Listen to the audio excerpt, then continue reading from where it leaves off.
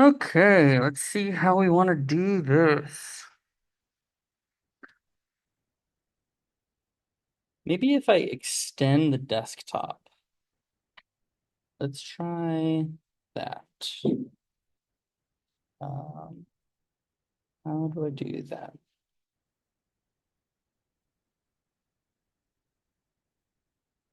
If I use it as a separate display.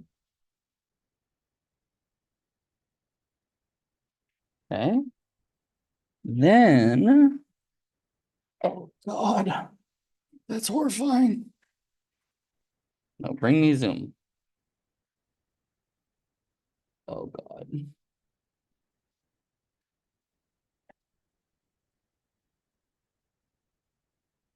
Oh. All right, now let's start this.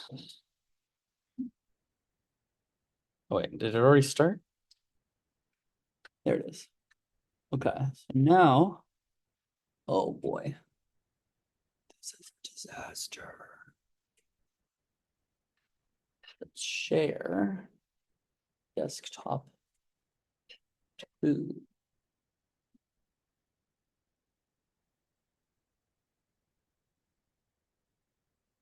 Oh, you know what? Wait. Let me share this first and then. Sorry for all the technical issues. All right, so now, does this say desktop 2? Oh, all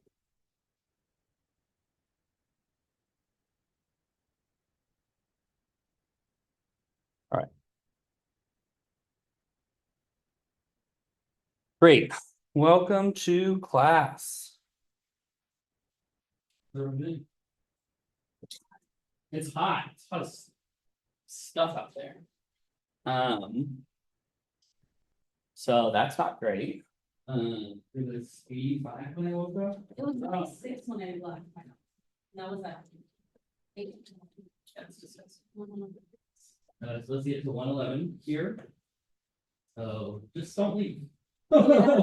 I've had the coldest office on that entire strip of offices, and everyone's, how can you be in there during the winter? They're like, oh, it's so cold. You can't. I'm like, well, I'm normally very hot, right? So that's great. Like I run in the morning. And now I'm like,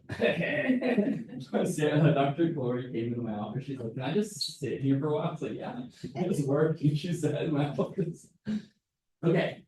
So we're gonna finish up some discussion. Sorry, here, by the way, that was the end of all of the geology. So we're gonna obviously talk a little bit about the different types of rocks and how we see those different types in various terrestrial planets as we go on. But today we're really going to focus more on radioactive isotope dating and then a little bit of moment of inertia. Just to go back to that idea of differentiation, how big you have to be, how can you tell that it's differentiated, etc. Right? What about the mass? What about the mass distribution? Remember, those are the things that are observable. What about those things tells us that the interior melted? Does that make sense? Okay. So I lied on Tuesday, and I'm not lying anymore. Come on. Better work. This plugged in? There we go. Yay, homework 1 is now available. I think it's 5 questions. Has anyone looked at it? Okay. I strongly recommend that you work together. Some of the material will come straight from the lecture. Some of it will come from the book. Some of it's just hard, you know. The point of doing homework at higher levels is to learn.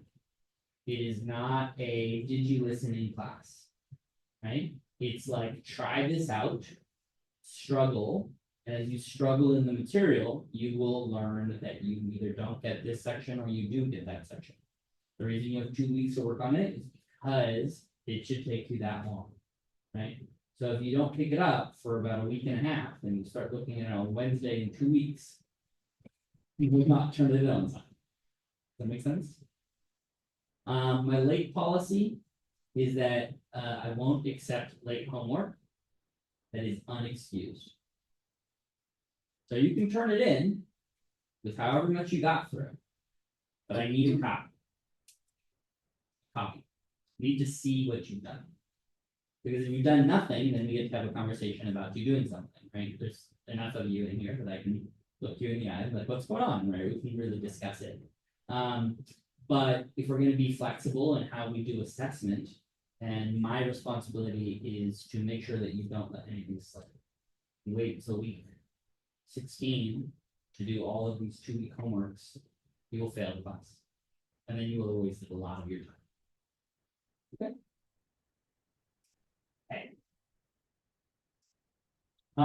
Okay. So we were talking about making rocks. We were talking about how minerals are collections of elements. So we saw some really fun minerals, right? What was some fun ones that people liked?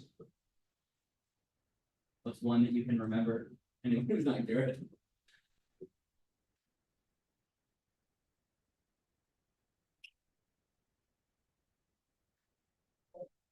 Quartz. Okay, that's a good one. Yeah, got it. What was special about quartz? You remember? It looks cool. It looks cool. Yeah, it does look cool. Granite. Granite. Okay. All right. Silicon. Okay, that's interesting. So we got a couple different answers there. One of those is an element. Silicon. Is that a rock? Not always. Sometimes it can be, right? Because what's our requirement for it being a rock? It's a stand. You gotta stand on it. What's an example of an element you can stand on? That's very common. Silver. Well, sorry, not common. Yeah, silver, of course. Lots of metals. What about one of the more abundant elements that when you can stand on it, it's rare? I know this is not a well-posed question.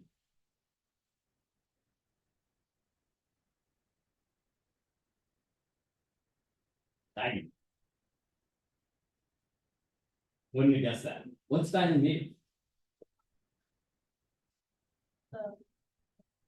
Well, I didn't hear anything. Carbon. Carbon. It's pure carbon. Carbon's among the most abundant things that we have here on Earth, right? It's like CNO, right? By mass, it's very abundant. But it's not usually here. And that's where it gets explained. Okay. Cool. So let's think about minerals. They're built up of stuff like the silicates that we saw.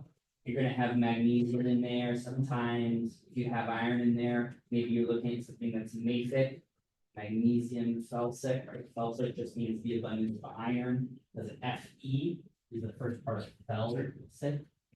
Okay. And I want to ask you what happens to the trace elements. So the beginning of this class really looks at the little stuff. You add in maybe a friend every once in a while. Okay.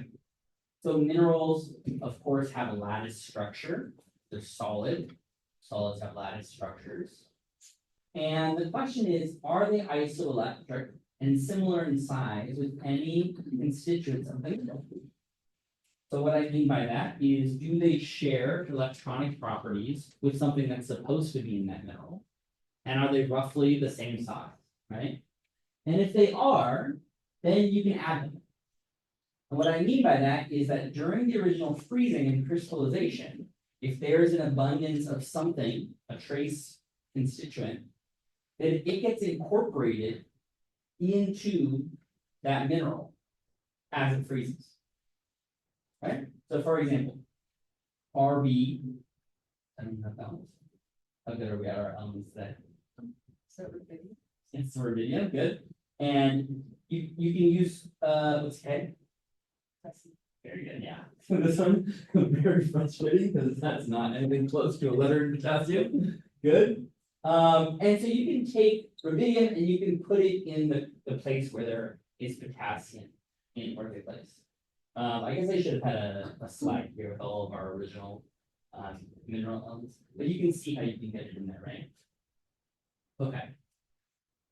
So that's one form of substitution. That's substitution with an ordinary constituent, right? So that just means that I replace one thing with another. Another example of replacement of an ordinary constituent in your body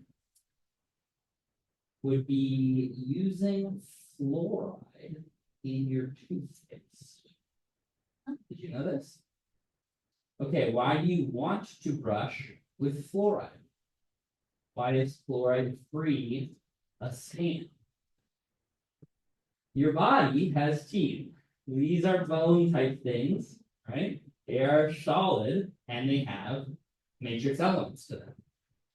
They have the ability to replace parts of your enamel with strong fluoride. It makes your teeth stronger, better, good. Okay. All right. What about this one?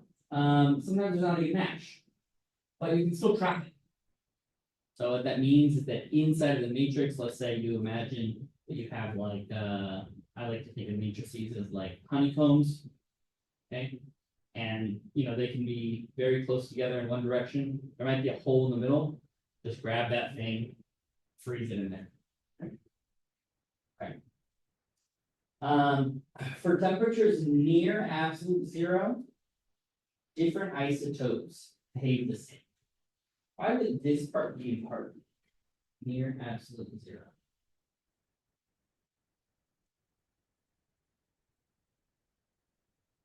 Where do we find it near absolute zero?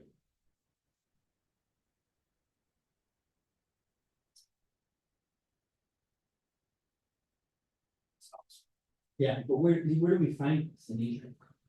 You find it anywhere? You find it in the interior of a planet? No, no, very much not, right? That's hot.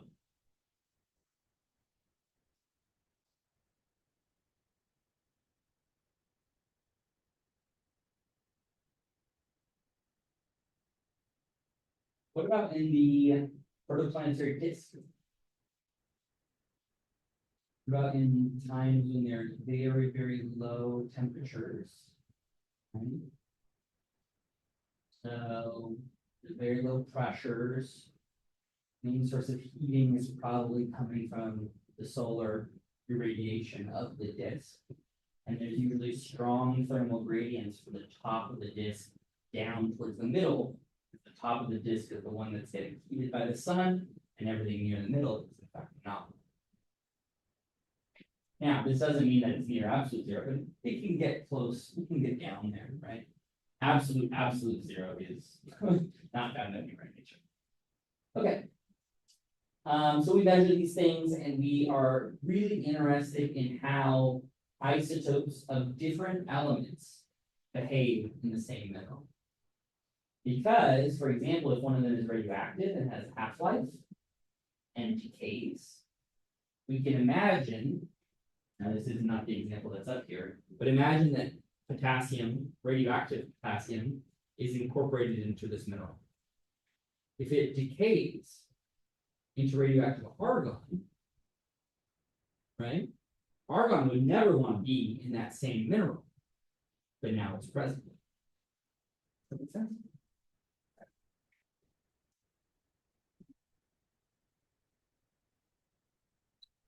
Okay. So first, some definitions, because I love words. Nuclide.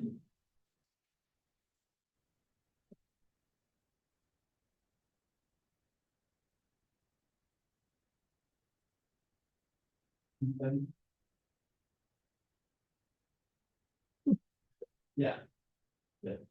And does this tell you whether or not it's the parent or the daughter of the child? No. There's a blanket child. Okay, nuclide is just the name. Radionuclide. Very good, right? That's the whole point of what we're talking about. We say daughter nuclide.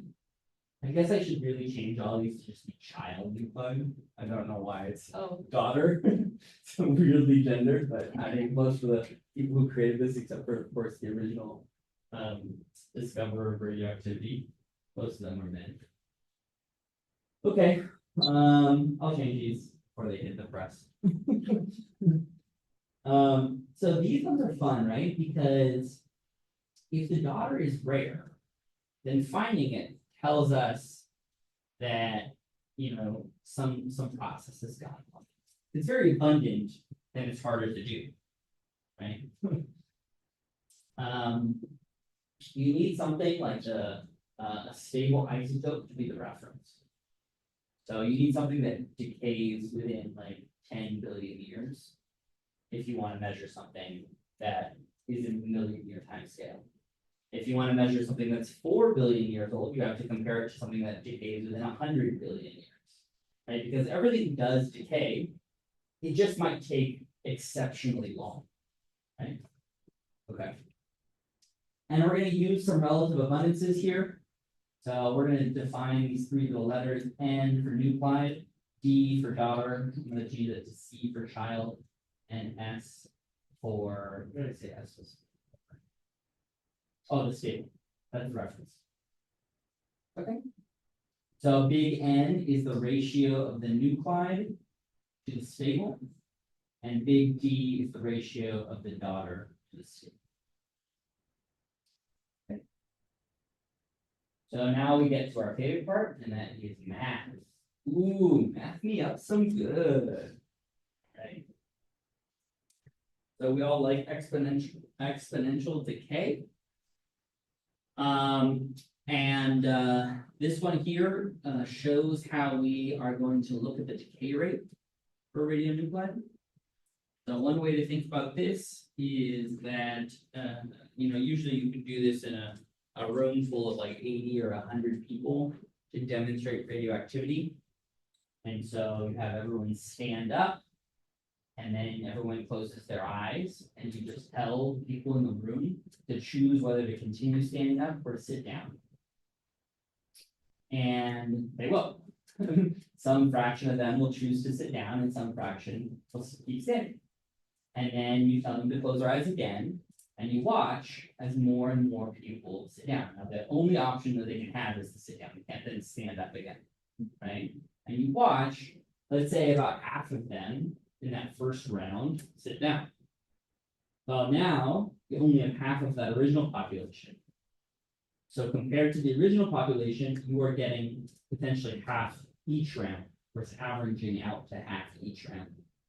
Right? So this is an exponential process, as opposed to a linear one. Oh, no, I was gonna say like it's an exponential progression. Exactly right, right. Yeah, so you'll notice that natural exponential in the process itself, this radioactivity process. Okay. And of course, we define some things here in the decay rate. So lambda is the time, right? More specifically, it's a rate because it's in the exponent here. And so, of course, in an exponential, you have to have dimensionless quantities. So lambda has units of 1 over time. How many will decay per second times time? Right? Similarly, you want to think of this in terms of what we commonly call the half-life. You can follow this math along here. How long do I have to wait for a given decay rate so that the population goes down by half? And that's a constant, right? It's just this here. It's the relationship between ln2 divided by your decay rate. Simple? Okay. Have you seen it before? Yeah. Have you seen it before? Okay. All right. You want to work through that math? You good? Okay. All right. Let's look at one of the more important systems in rocks. This is the rubidium. Please see that word. What's that one? Strontium. Yeah. Good. That is strontium. So why would you want to use this system? Well, we're going to look at its half-life in a few seconds, and you'll see why this one is important. You want to choose a radioactive pair whose time scale, whose decay rate matches the object that you're trying to measure. Okay. So it can. This one's like weird, and obviously never use it probably in your day-to-day. So over here, right below potassium. But the cool thing is that, see this like row? So these are all electrosimilar, right? If they're in that same row, the element of the, what's it called? Elemental abundance chart, right? So that chart is called the rows. Sure. Okay, so if it's in the same row in the periodic table, that means that it shares what property? The amount of like electrons on its outer shell. Right, amount of free electrons, right? And so, for example, you look all the way at the left-hand side, you're gonna get all of your one electron rows, that's where you get your hydrogen. When you look all the way on the other side, that's where you get all your nobles. Okay. So, let's see. Okay, so this one here, rubidium down here, he can come in and pretend to be these two. Their electricity. Okay. Good. Where strontium is over here, and they can replace these two. Rubidium has one long-lived radioisotope, that's rubidium-87, and one stable, that's rubidium-85. There you have the atomic weight. Strontium is an alkaline, and okay, just so we all on the same page here, we understand how so this is the stable weight, 85. Understand why 87 is unstable. Yeah, so if you got extra mass, and it's not always the case that it's unstable, but if you got extra mass, you probably have an extra, what's that? An extra set of protons, right? So what you're looking at here is the difference in the weight. And so you'll have a decay from rubidium to strontium. Or you'll grab an electron and turn one of them into a neutron, which can be more stable. Right? There's different ways of doing this decay. So in this particular circumstance, right, you take a rubidium, it's a beta decay, folks that are familiar with that. This is a weak decay, and you turn it into strontium, and you get rid of an electron. Okay, you also get rid of a neutrino, and then you can put energy up the electron neutrino. Okay. So this process goes from this one over to the right.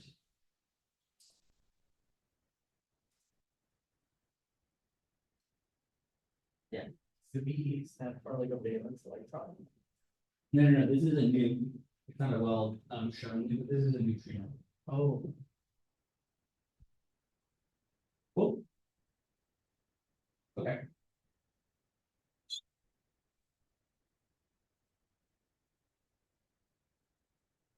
Okay. So we're going to use radioisotopes. They have lots of different half-lives. They can be thousands of years, billions of years, depending on what you want to date. And we get to measure them all in the laboratory. Because if we chemically separate some groups of elements, and then we just wait, we can figure out how long it takes, right? They're measured super precisely in the laboratory, but also based on their chemical abundances and what we know from quantum mechanics, you can predict their lifetimes.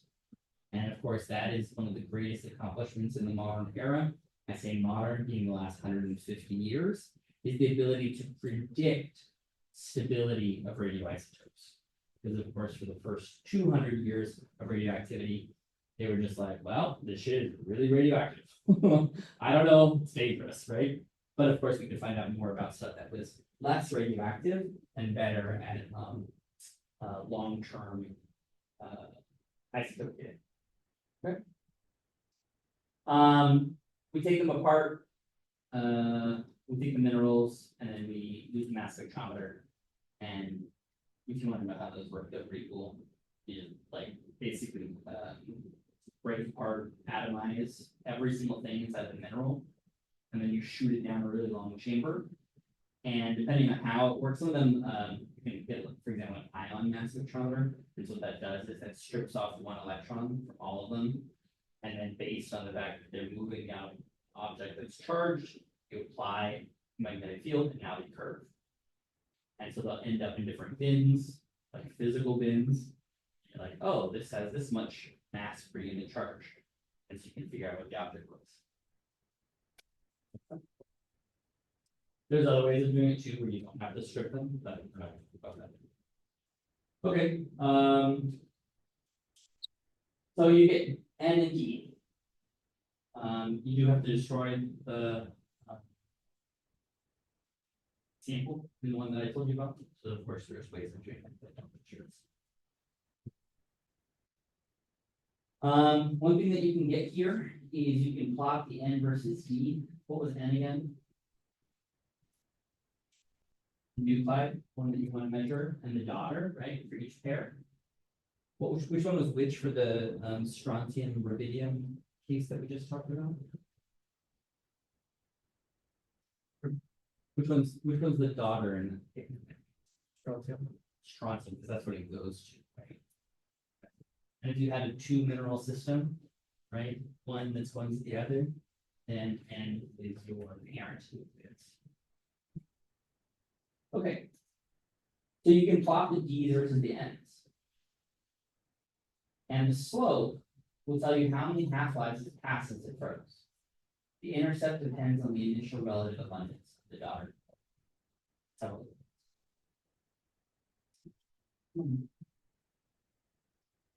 This thing hate me. It's like every other day. It's like, okay, there we go. All right. so here's N. When it's molten. And here's this is the initial ratio.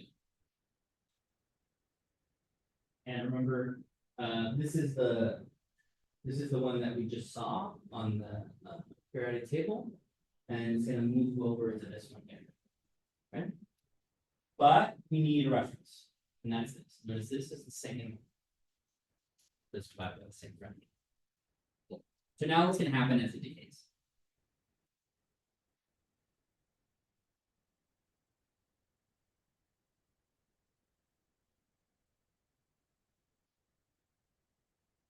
Less what? Less N and more D. So this object here goes over here, right? So the molten rock should go backwards and up. Okay. So let's remember what the process is.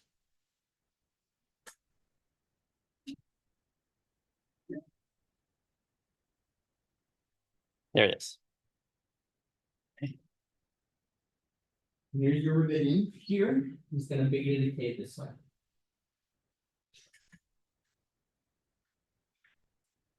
It's going to disappear. And then for everyone that disappears, you get one of these. This one. And we don't care what mineral it's. Okay. So Let's say you have these minerals. Let's say we're just going to call them W, X, Y, and Z. They're all the same, since the daughter and the stable are chemically identical, right? All the same daughters. And freezes. And then what happens?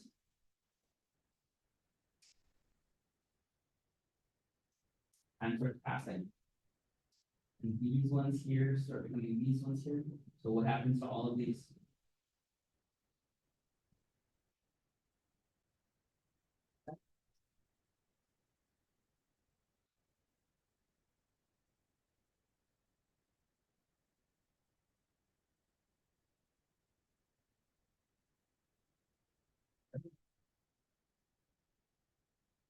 Okay. Are these all the same age? No.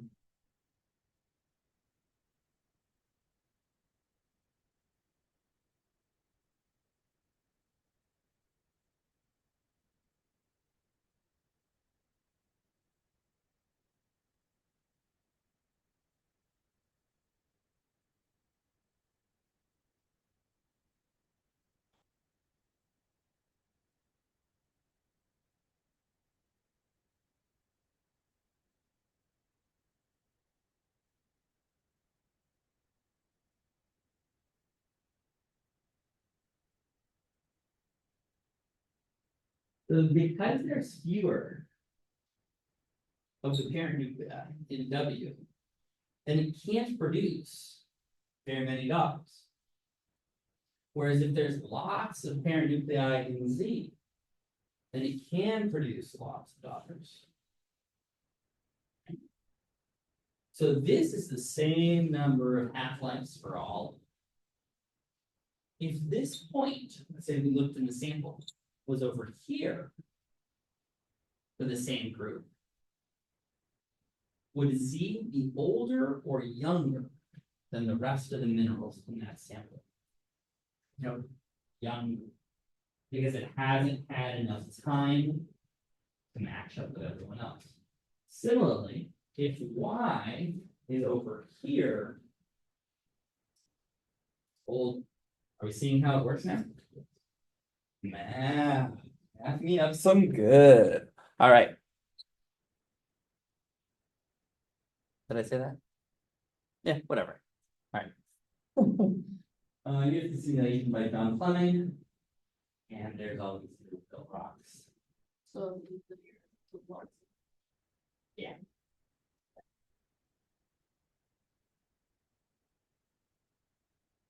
And so why would you do that in a rock? Well, that rocks that you just showed those pictures of have all these different minerals, and sometimes they form together. And so you might have, say, a little thin slice of a rock and has all of these different spots in it. You might grab some from here, grab some from here, grab some from here, and make sure that they all form in the same rock, making time. Right? As opposed to maybe this cluster over here was made first, and then something happened and these were attached to it later. Okay? Okay. All right, let's look at the math. Oh no, Chris, it's just a week. All right. So let's look at a simple two mineral system, which you may or may not need for said homework. Okay. So let's call the relative abundances N0 and D0. The relative abundance of daughter nuclides as a function of time is given by this. Is this true? Well, let's see. D is equal to how many D naught we started with. So the number of daughters I have now is equal to the number of daughters that I started with, plus the difference between how many parents I had minus however many parents I lost. Because this is the net loss of parents. Because it's the net loss of parents, then it must be, by definition, the net gain of daughters. Right? There's no other places for those parents to go. Then it's simple by the model.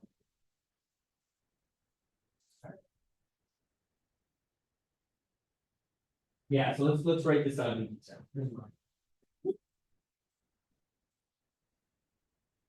Okay. So you have some daughters. Right? You have some parents. You have some daughters. Okay. We start over here. This is N0. And it's also D0. This is the loss delta N0, or delta N, I should say. A loss of fathers, parents, whatever. And the gain, delta D. Right. So by definition, delta D is equal to delta N. And N here, if I write it, is D naught minus D.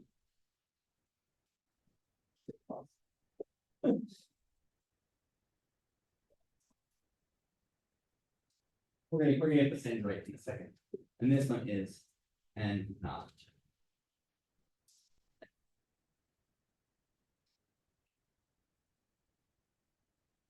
Right?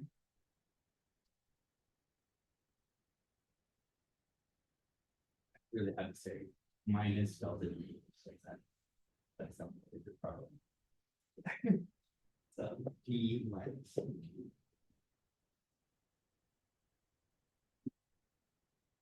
all. And that's what I have written. Not inclusive. In some cases, yeah. For I think the ones that I'm gonna show you.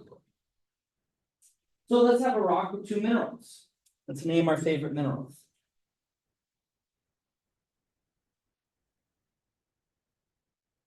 I set up all games, so that's okay. I just go myself. What's your favorite mineral, Garrett?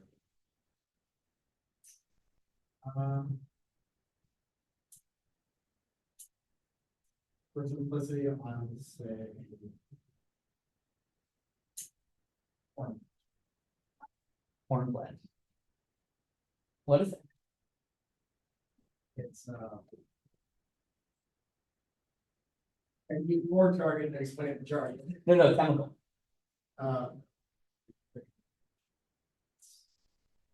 It's an aluminum silicate with an oxygen with a water attached. It's fun, right? Aluminum, Al, silicate, Si, and some water. Okay, so let's assume that we have that. Aluminum is fun, right? Because aluminum is radioactive. So that can be one of them. All of them doesn't have any that I can think of, but whatever.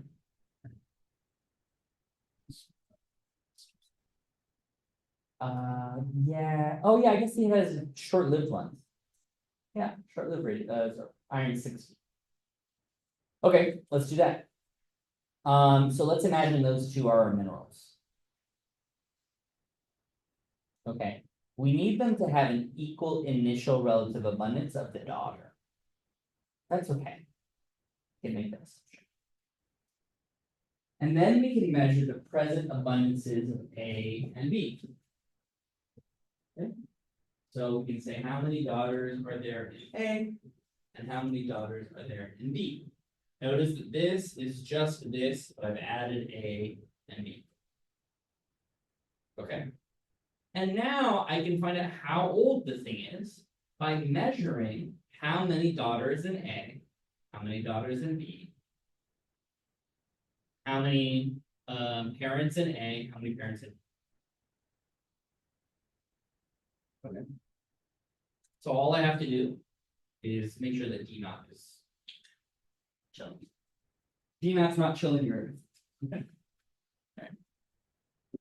All right. So now we have the lambdas, for example. We measured this in a laboratory. The rate at which 87 rubidium decays to 87 strontium is big or small?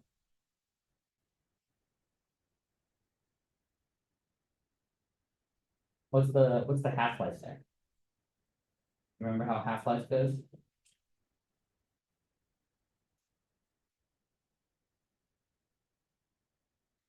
What's half-life proportion to it?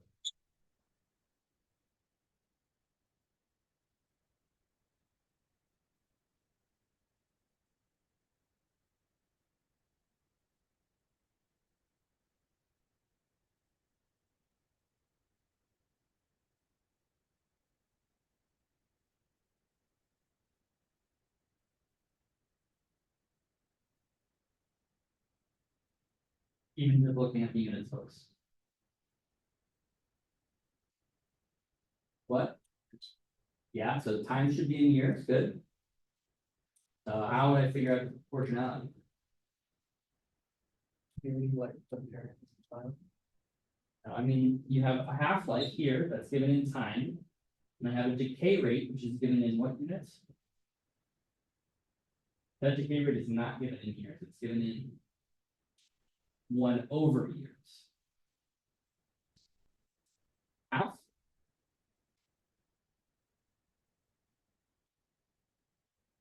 Inverse. So it's 1/.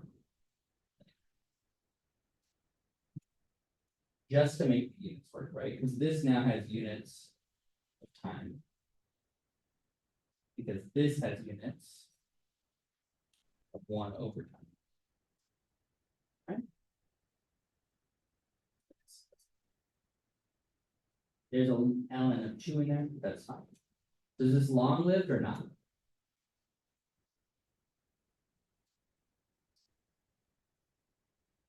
one over that, right? One over 10 to the negative 11 is 10 to the 11th. That's a big number. So this is a long-lived radioisotope. Good. So let's look at some minerals in a plutonic rock from Northern Ontario. You know what that is? It's again, it's not the white area. Okay, so here's sample 1, here's sample 2. How is the rock?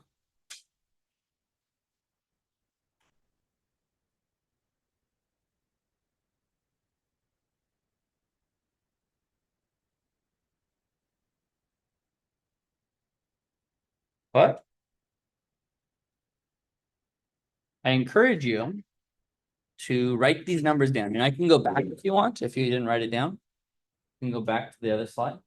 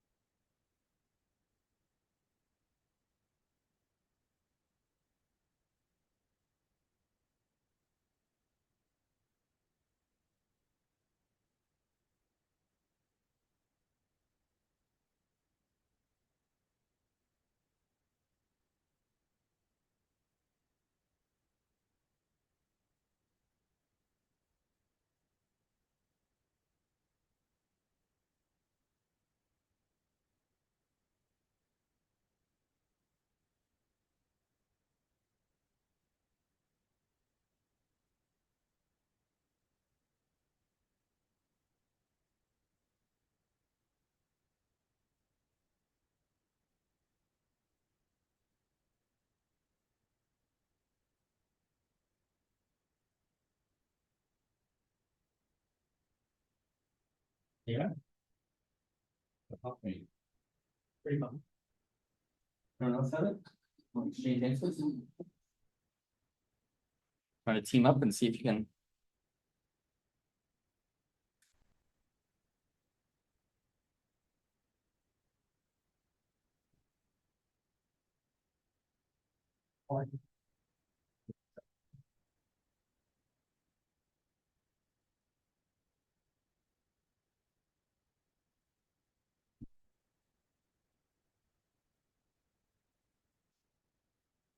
They got that too.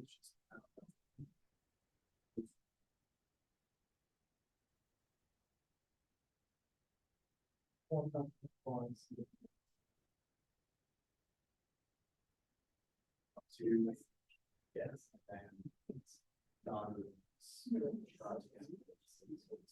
And yeah.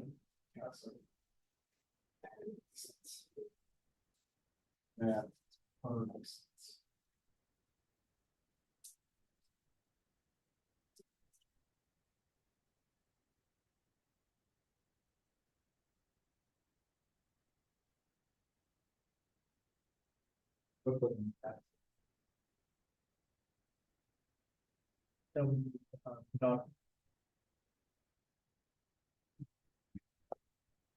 This is N. And in this case. Here. Okay, and let's remember these numbers. Divided by 56, this is our reference we can have. Good. And then what's this one?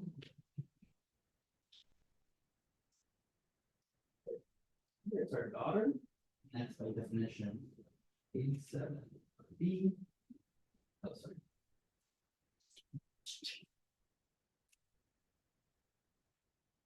And divided by skip friend.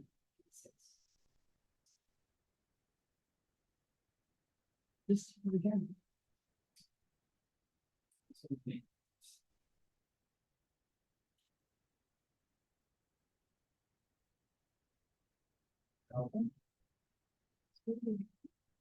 What? You know, like individuals in? No, sorry. All right, let's do it this way. D equals, is that better? 87 strontium. Well, look at that. It's even easier, right? Is that better? Yeah. Okay. D for demanding, I suppose. All right, what do you got? How old's a rock? I got 2.7 times 10 of them years. What do you guys got? So, Okay. Anyone else? You didn't get that at all? What'd you guys get? Conclusion that we could use. Oh, but sorry, so you didn't, it's not that you didn't get that number, Yeah. it's that you didn't get that far. Okay, do you want a few more seconds? Or do you just want to see the answer?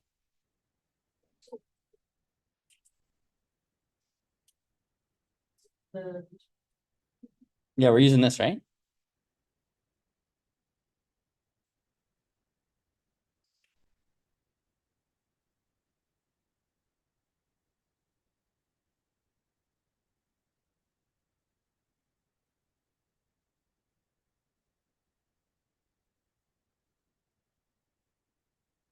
Does it matter which one's A and which one's B?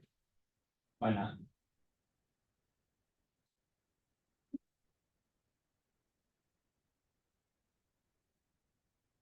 What if DA is bigger than DB? I would say it doesn't matter because like, once you do the math, like when you divide them, the negatives are gonna cancel out. Right, because NA is always going to be bigger than NB, it's DA bigger than DB, right? By definition. So the deltas are going to cancel. Okay. So we don't care which one we use first. And we can use this equation. Okay. So let's imagine we did that. Ta-da! So here's our rate. That's this bad boy right here. 1 over the decay rate. That's going to give us the time. Then I have the natural log of this bad boy plus 1. And if you did it on a scientific calculator and it didn't come out right, that's perfectly fine. I'm almost always going to plug these in with alpha anyway, because I will make a mistake. Right? It'll be these two just divided by this instead of divided by the difference. I always make a mistake like that. And here's the plot. Okay, did we do this right? All right, we have n down here, 87. Good. Oh, this came out real good.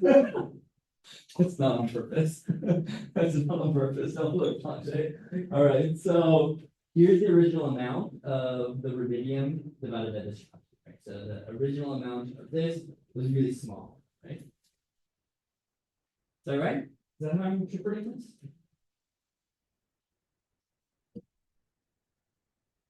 Is this N0 here? And then it goes up to here? No. How are these minerals connected in time? In the same age. Yeah, we're thinking they're the same age. We're thinking that they must have started in the same object, right? Because in fact, we found one time for both of them. That was part of our assumption, right?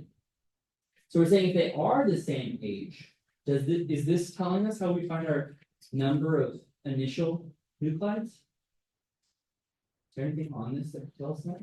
Because it's not this one, right?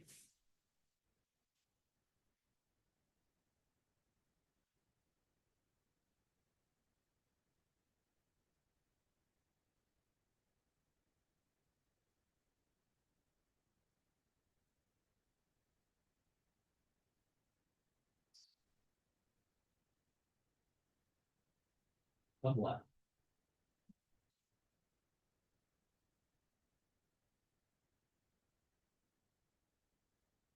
Okay, so if we look at this slope here.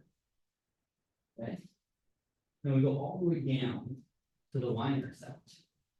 That's however much d0 it started.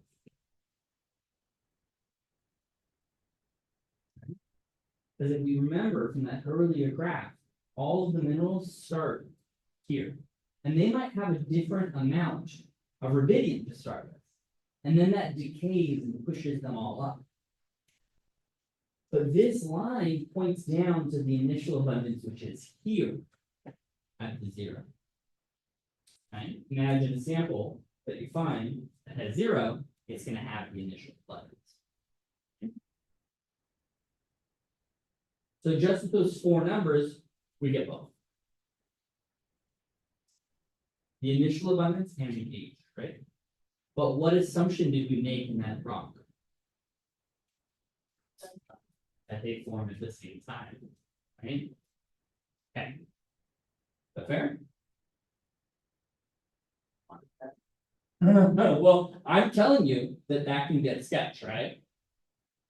Because if you take 2 rocks that don't form at the same time, then you can still obviously draw a line through them, right? If this point is down here, you're not going to be any the wiser, right? The only thing that you're going to know, right? Okay, well, this one just had a different abundance of daughter isotopes to start with, right? So there's of the things that we can measure, we need to make sure, right, that there's a degeneracy here between 2 observed parameters. The initial number of daughters and the age. And we'll talk about how to do it. Okay. Let's look at moon rocks really quickly. Everyone loves moon rocks. We're not going to talk about the moon probably until next week. Well, I guess that would naturally. Long day. So let's look at the moon. Here's the moon. This is the age of the rocks Based on their frequency. Just from 4 samples. Notice anything?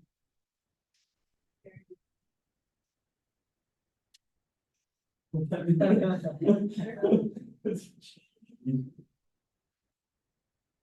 about the Earth rocks first. What does that mean?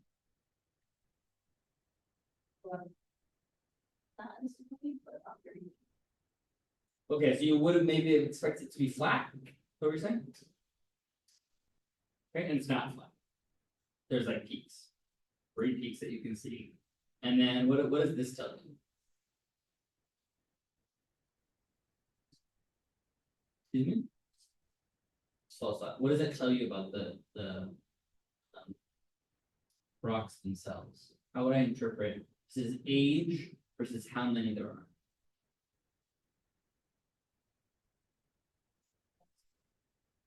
Less older ones. That's what I'm looking for, right? Are there a lot of old continental crust? No. What about Mars? What about the moon? Yeah, all of them, right? There is also this weird spiky thing. But these are broken down into 2 things: islands and Maria. Right? Maria is the fill-in of the craters. So these are those big valleys that are probably the result of impact cratering, and then magma rushes to the surface, the weakened crust, fills it in. It's very slow moving lava. And so it fills it in like a sea. And it's new. It's got a completely different composition. Right? Remember what the highlands are made of?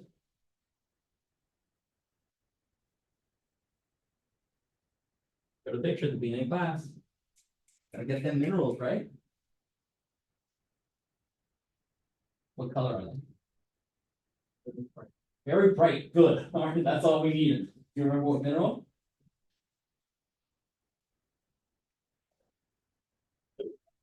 You got it? What is it? Anorthus. Do we have any on Earth?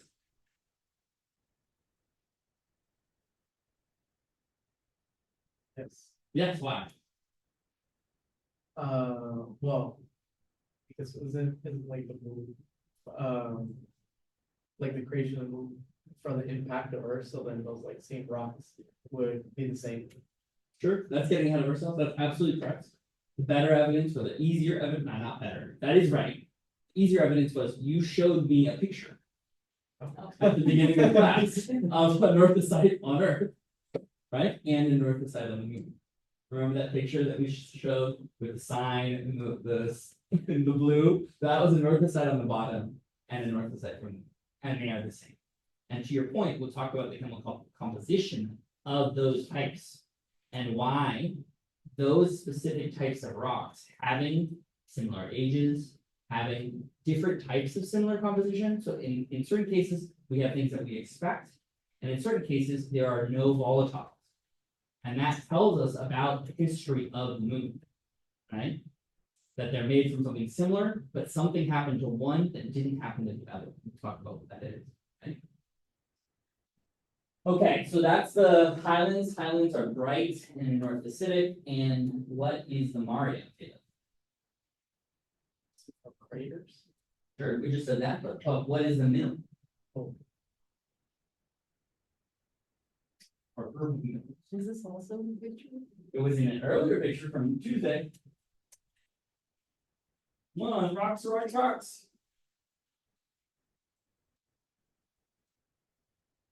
This isn't much rocks, as though get it, so I gotta pound it into them. What does lava look like? Dark. And it comes from the word. Which word we use to describe volcanic rocks? You don't want to use this on your eggs in the morning. If you have pepper in there and you want some. What? Yeah, what comes before that? Basalt. Basalt and with peppers. No one would ever say that. I'm just gonna say that. Okay, so the Maria can include some basalt that help make it nice and dark. Okay. Very similar to the Earth. The type of lava that they have, though, not explosive. No explosive volcanism on the moon. We'll talk about why that is. Hint, loss of a volatiles. Question about this before we jump into moment of inertia. Okay, so I know that you were super excited about The calculus that we've been doing, so let's do more calculus, harder, better, faster. So let's talk about the interior of planets and how mass is distributed. Okay, so we all just watched the Olympics and it was awesome. And then you remember that the Paralympics were on, and you're even watching back. You love sports, and in particular, you see folks in, for example, gymnastics. And they're like throwing their body around, and then they can go real fast when they do this, right? That's changing the moment of inertia. Spin up really cool. So angular momentum, of course, is written L. Angular frequency, which is how fast you're spinning, is omega. And I is the moment of inertia. Generally speaking, we calculate moments of inertia. So this is the difficult part to do, because what you need to do is you need to integrate the mass, find out where all the mass is, and multiply it by perpendicular components of the radius. Okay, and I'll show you how we'll do that in a few seconds. Here's the picture here, an XYZ coordinate system. Let's imagine this thing is, say, rotating around the z-axis. The moment of inertia is going to be defined with respect to a particular axis. So if, for example, I think about the rotation through this axis, that moment of inertia is not the same as the moment of inertia through a different axis. For example, if the object was oblate or like this, right? The moment of inertia through this axis is different than the moment of inertia through this axis, which is different from this axis. Do you know, off the top of your head, which of these moment of inertia which of these moments of inertia is the largest? Another way of asking this that's more intuitive, if you don't have an intuitive feel for a moment of inertia, mass tells you what about the object? What? No, the weight is a force, remember. What does mass tell us? Okay, what does that tell us?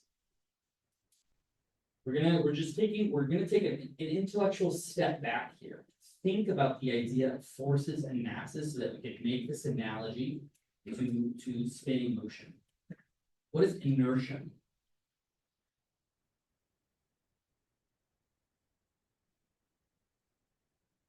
Inertia is not how fast it's going.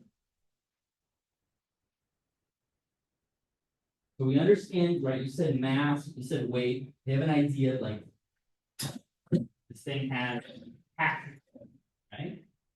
Okay. Forces are what times what? And Maximum acceleration, good. So if I want to pick this thing up, right, if it has more mass, then I need to provide more force for the same acceleration, right? So in English, what is mass mean? What? Yeah, but that's not English. That's math. That's physics. Like, how would you explain math to a 5-year-old? No, that's not what I'm doing here. Remember, if you can't explain a term easily, you don't understand it. And one of the things we want to think about here is how, if we're going to make these analogies, you know, I fucking love analogies. If you ever came across with me, too many probably. But there are these great similarities between the processes. So if this is much easier to pick up than this, another way of saying that is that this has resistance to motion.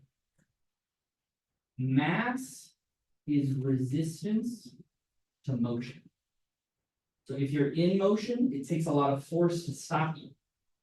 And if you're not in motion, it takes a lot of force to get you started. Does that make sense? Have you heard it phrased like that before? Okay. You may have heard of things like I have a lot of inertia this morning. Oh man, I got a ton of inertia. What does that mean? You've never heard that before? Fuck, I'm old. So what that means is that you don't want to get up. I don't want to be moved. I don't want to move myself, and you're not getting me out of this bed to go to class, right? Okay. So let's think now about moments of inertia. Let's use the same analogy. Right? Angular momentum is I omega. And momentum, for example, would be what? You're just thinking about linear momentum. What's the formula for linear momentum? inertia times acceleration. Oh no, momentum would be. Good, that's off those classical mechanics books. That's awesome. That's awesome. Very good. Right? Okay, so in our mind, we're now making a mental substitution. I is our mass, and omega is our V. So what is I to be interpreted?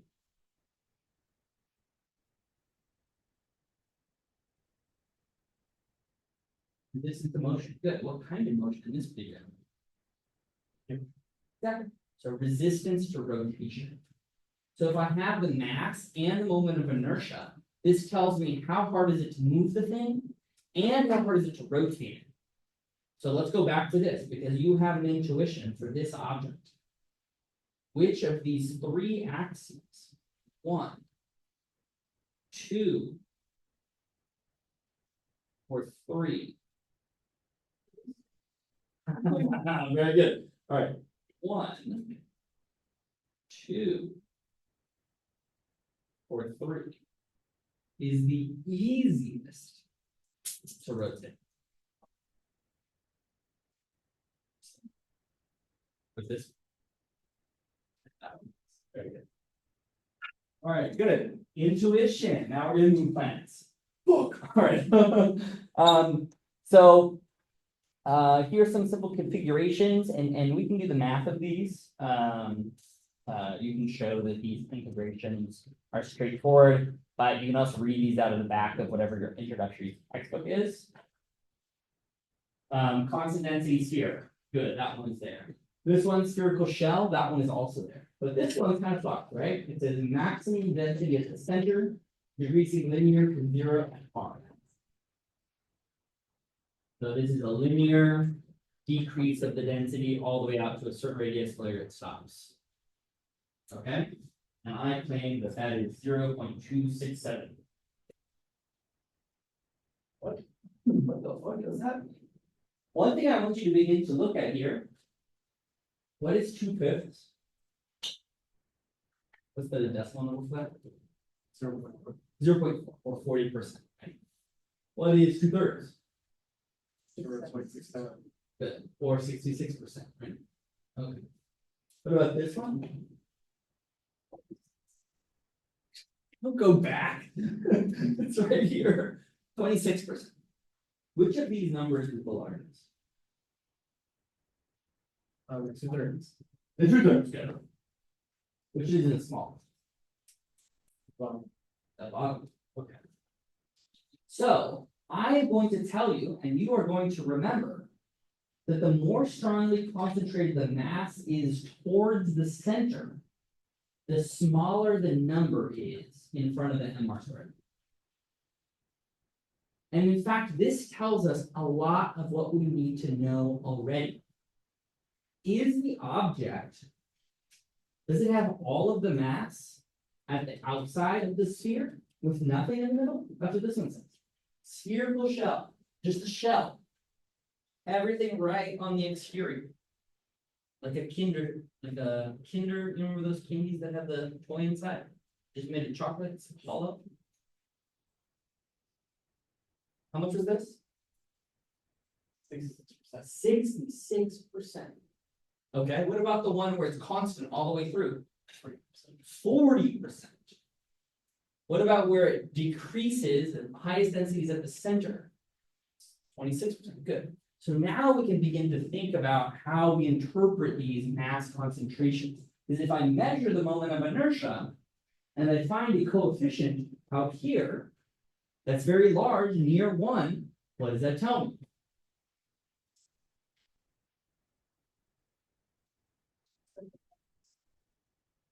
Near 1. So near 1 would mean more mass is near the center and more mass is at the edges.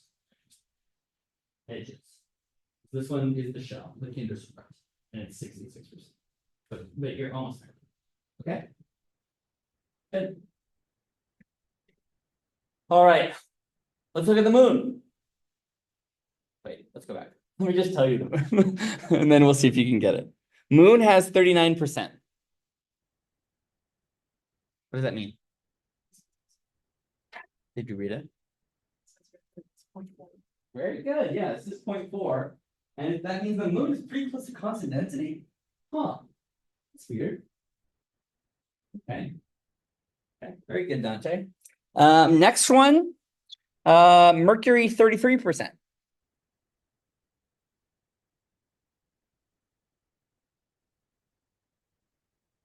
What's that?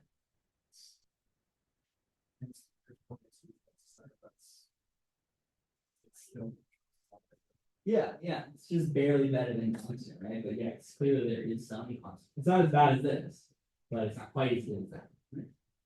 Very good. All right, so let's have a look at it now. This is what I wrote. Come on. Okay. So there's the moon. Pretty close. Density is almost constant all the way through, right? Mercury is 33. Reflective of a larger density in the center. So if you said, for example, that there's an iron core there, we may or may not see, maybe there's an iron core. Right? So these can be used to calculate the properties of the core. Have you ever wondered how someone could say something so outlandish as to say that Jupiter doesn't have a core? A rock none. Then how the fuck you know? You didn't go down there, you didn't check. You can't put seismometers on it. What are you talking about, you crazy person? That's the way the body, you can figure out the moments of inertia. You can figure out where it pulls on you in different directions. Gravity is different in every direction along the object. If I fly over it this way versus I fly over it this way, it gives me different measurements of the moment of inertia. Okay, so a planet that's not concentrated at the center, but tends to have uniform density, that's the undifferentiated. What was the example for ice cream? Undifferentiated. Oh, it's basically mixed. And if you want this one, you want undifferentiated ice cream, right? Or maybe you don't. I'm not gonna say that's a preference thing. That's right. I want undifferentiated ice cream. Right? Because I want every bite to have a nice little bit. But the process of concentration is differentiation. That's true. Good. Questions about this? All right. Did I say this already? Yeah, okay, maybe I got ahead of myself here. Here's the angular momentum in terms of our relative velocity. So of course I can write, sorry, not relative, to the tangential velocity. So we can write angular momentum L as mv cross r. Or I guess you write it as r cross v and then pull the m out. But another way of doing this, of course, is to look at what the angular momentum is, right? So for circular motion, it's mv squared, or sorry, mr squared, it's going around, and then v over r is your linear motion. So what you end up with here is something that's identical to your I omega, where you just write this in terms of your resistance to rotation, just the mass times the distance squared, out, whatever your perpendicular direction is, versus your angular motion, which is your speed in that direction, the perpendicular out to you. So you can see here, this little ball is going around the circle. The r is always perpendicular to the motion, right? The v and the r, you're going to be like, if you're calculating power. And that, of course, comes from the actual definition, which has a cross product. So by definition, when you have a cross product, you need to align these.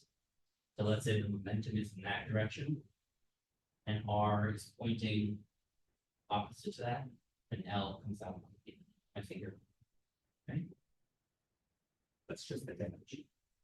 So we don't get to choose angular momentum along that site, right? Going in that direction straight, for example, and we can also align R. Okay. Okay. All right, just one more slide here. This is how you're gonna do, or I guess it's two more slides. This is how you're gonna do it. For non-point masses, you decompose the mass into chunks. We talked about dm being rho dv. You remember that? And then we just integrate. So in Cartesian coordinates, it's just dx, dy, dz, because that's a little bit of all of your boxes here. But if you're using a spherical object, you need to use spherical coordinates. And attach this here. You can find this in the back of any vector calculus book as well. But it's dr, r d theta, r sine theta d phi. And that gives you a total of r squared sine theta, dr d theta d phi. Okay.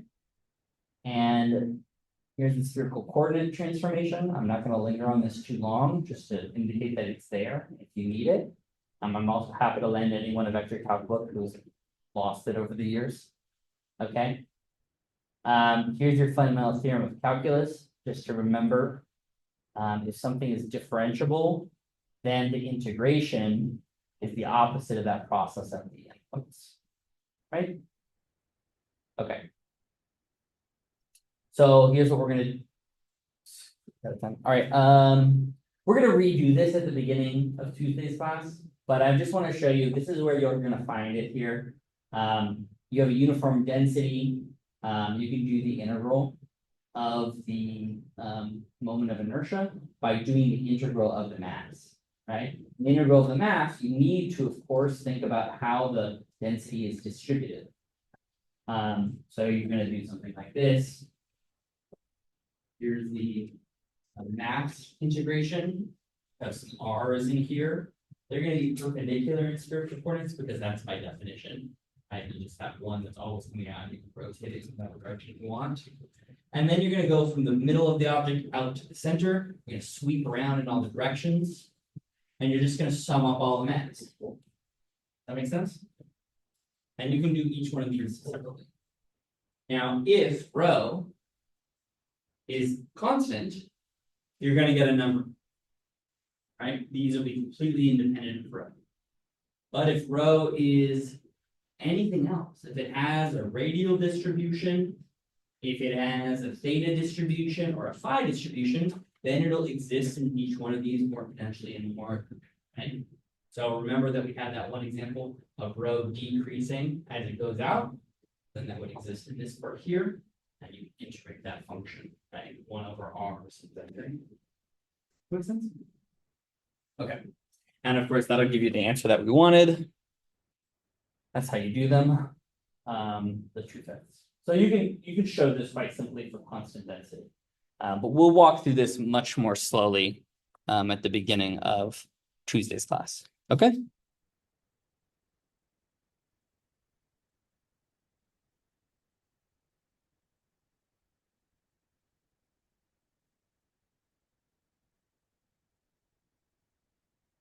Questions, comments, concerns? A lot of concerns? Oh, no. Oh, no.